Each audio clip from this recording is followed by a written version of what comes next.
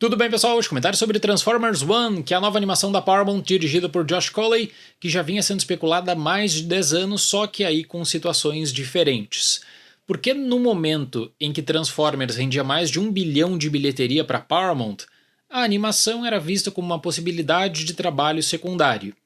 Depois, quando os filmes do Michael Bay não começam a render bons resultados e o plano para sequências acaba sendo abandonado, a animação ela se tornaria uma salvação, quem sabe, uma possibilidade de dar uma nova partida, pelo menos para uma trilogia. Agora, aqui eu preciso abrir um rápido parênteses para falar sobre o Lorenzo de Bonaventura, que é o produtor de Transformers, e de como ele cria verdadeiras tempestades em copo d'água a partir de uma ideia, que é a ideia que ele coloca em todas as entrevistas de que os filmes do Michael Bay são sagrados e que Transformers só tem esse sucesso hoje no cinema por conta do Michael Bay, que o Michael Bay elevou muito o nível de Transformers e que todos os fãs precisam, com isso, aceitar essa realidade. Eu realmente sinto, pessoal, que o Lorenzo de Bonaventura é o tipo de profissional que ele não aceita o fracasso de Último Cavaleiro. Ele coloca o Último Cavaleiro como um dos filmes mais incompreendidos da história do cinema. Então ele não consegue entender o fracasso de bilheteria, a discussão do conceito, do porquê que simbolicamente o público largou a mão do Michael Bay nesse caso. E por que eu falo da tempestade em copo d'água? Porque todo o circuito de pré-produção e entrevistas dessa animação de Transformers One é para marcar que esse projeto seria uma história de origem vinculada aos filmes do Michael Bay, o que o diretor já falou que não acontece, e depois de assistir o filme eu posso falar também para vocês que não acontece por simples contradições que são feitas levando em conta arcos de personagens. Fechando esse parênteses, que eu acho que é necessário pelo contexto, penso que Transformers One tem uma base nova e que acaba se tornando super importante para esse momento diferente de Transformers também.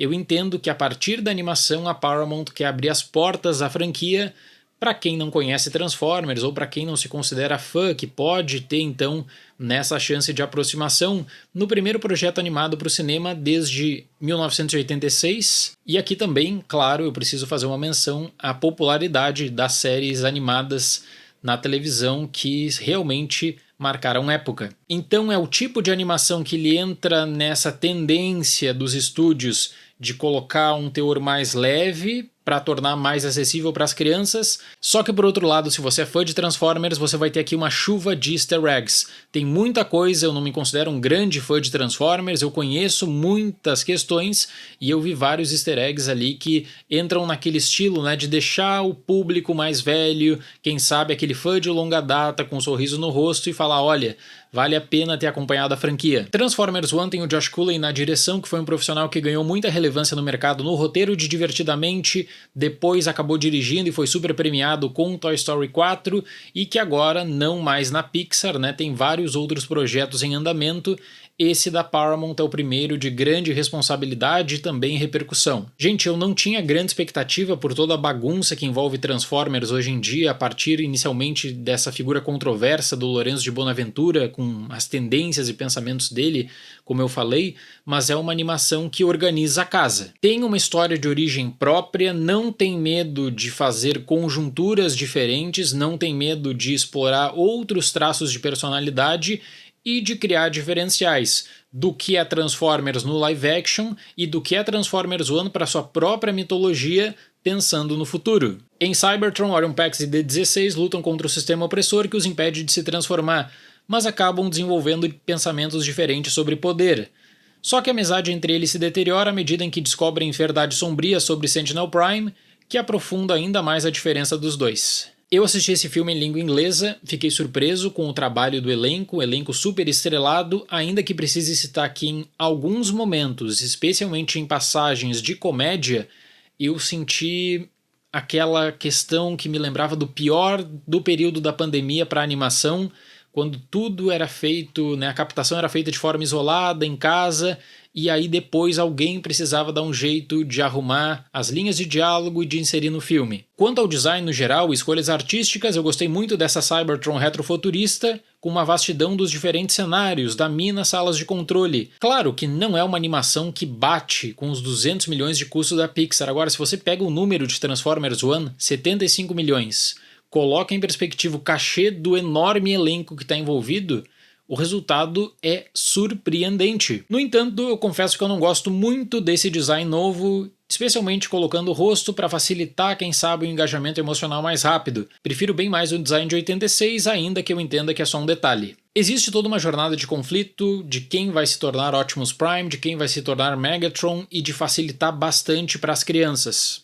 Então você vai ter tramas, vinganças, ação também, você vai ter novas caracterizações, diferentes ideias sobre como tratar um determinado personagem com um teor super leve de humor, sempre com pausas organizadas especialmente pelo Bumblebee. Realmente, pessoal, eu sinto que depois de muito tempo existe pelo menos uma ideia de como colocar Transformers como protagonistas numa história, não só pensando num segmento de ação, mas dando objetivos básicos, dando alguns direcionamentos. Com isso você vai lidar com momentos de tensão, de amizade, flashbacks para entender a consequência de alguns atos. O filme tem essa escala de conflito que vai sendo desenvolvida. Existem também visões bem diferentes sobre poder, sobre como conseguir o controle, ainda que eu precise falar que achei injustificável a ideia de, na introdução, se você está numa história de origem, numa base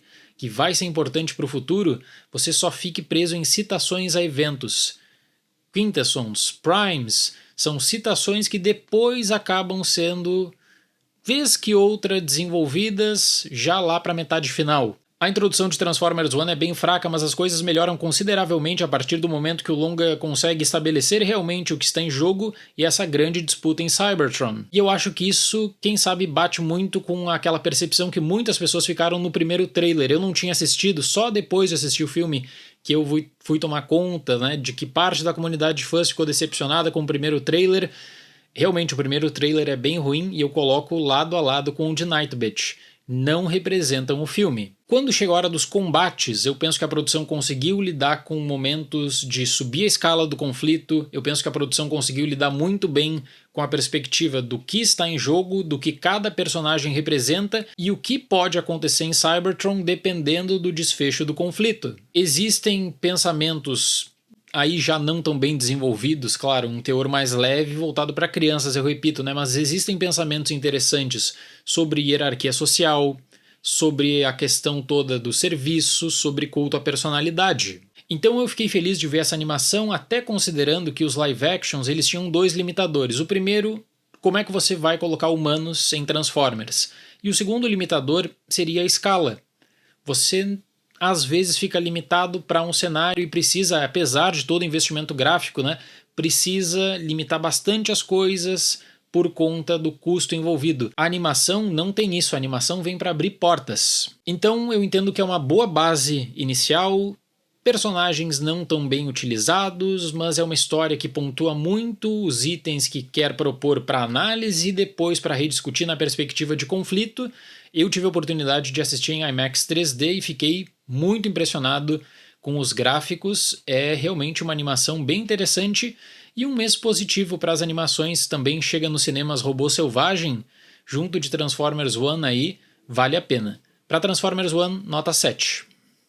Um novo caminho para a franquia, já que o pessoal que está em Transformers aí gosta muito de pensar a longo prazo. O Lorenzo de Bonaventura, inclusive, falou que eles têm planos para uma trilogia, só que depende do resultado de bilheteria, depende da aceitação do público, e eu vou continuar com a repercussão aqui no canal em breve. Certo, pessoal? Muito obrigado pela atenção, até mais e tchau!